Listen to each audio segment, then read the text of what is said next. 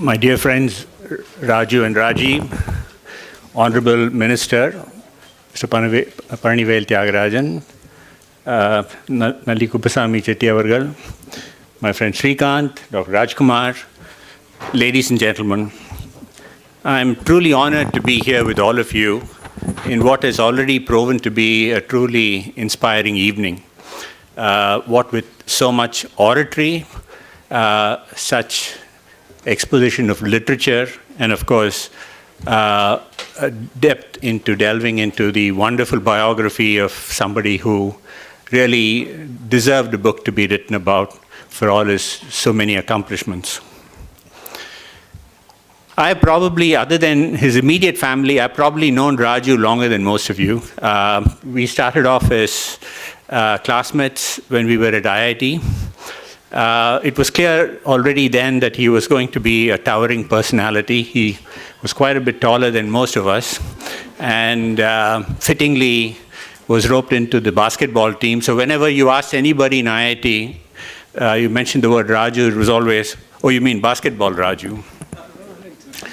Of course, in those days, we were with our respective disciplines, in our different hostels, so we had time to meet, but we were not that close. But we got to be a lot closer very early in our careers because we both had started to work, and we found ourselves both in Detroit at the same time. I was working with General Motors, and Raju had come to start with EDS. So we got to spend a lot of time together. We lived close by, and it was a wonderful period. Now, I would ask all of you to imagine two bachelors with relatively decent incomes, a good lifestyle, lots of things to do, lots of free time. You could imagine what you could be up to after a week of work, and a Friday evening comes along. So I can let you imagine what activities Raju would have been inclined to. But honestly, at least 2 Fridays in a month, maybe it says something about him, we'd end up at a Gita lecture, a lecture of Bhagavad Gita at Bharatiya Temple.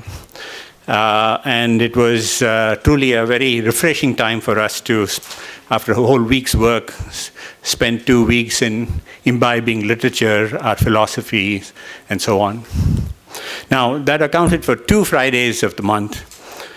Now, what Raju was up to on the other 2 Fridays of the month, well, I have told Raju my lips are sealed, and I have not spoken about those days to anyone, not least to Raji.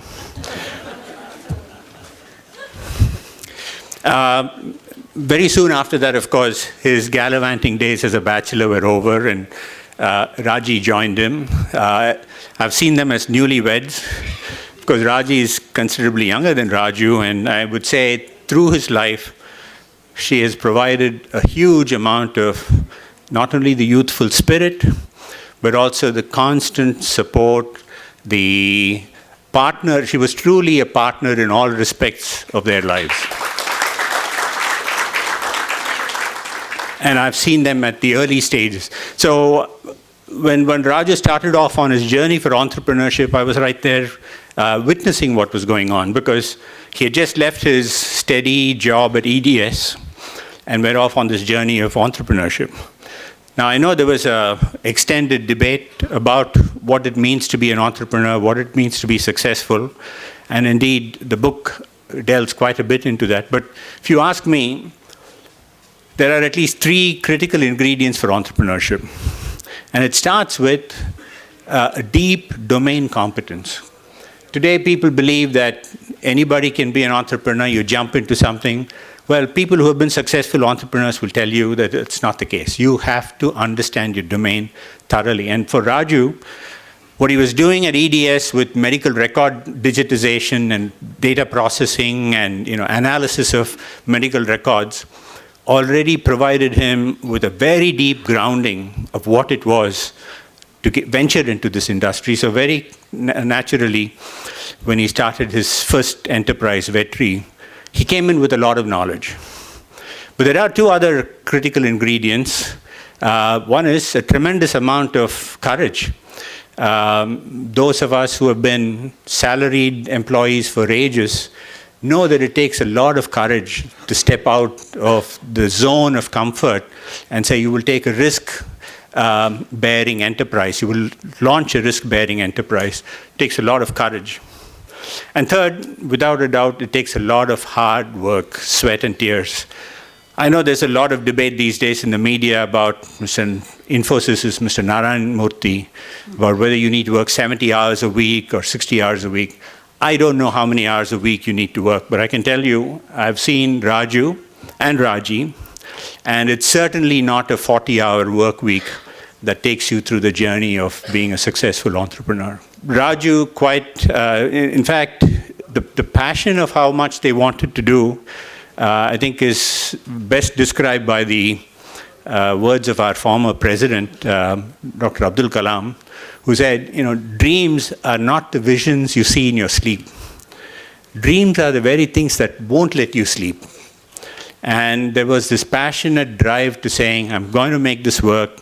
And through his successive ventures, first with Vetri, which he very successfully sold to Layson, I believe, and then to Revit, and then subsequently with Medall. He's had at least 3 very successful startups, building it up to a very successful venture and making it successful. Of course, after those years, we both came back to India, and we both got busy with our respective activities, but we've stayed in touch quite closely.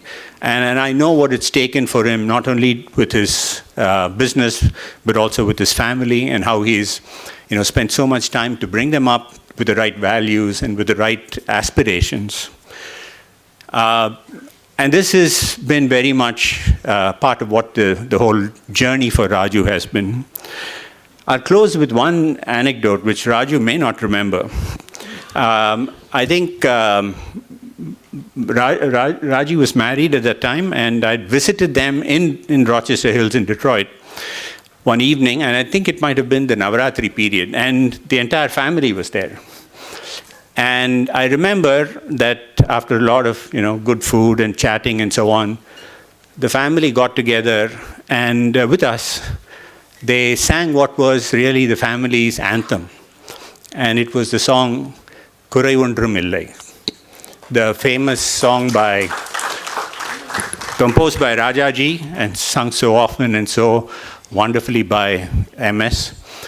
But the song Kurai Ondrum Illai is probably a fitting anthem for a family particularly, but it's easy to talk about the sentiment of Kurai Ondrum Illai now after a very long and successful career as an entrepreneur.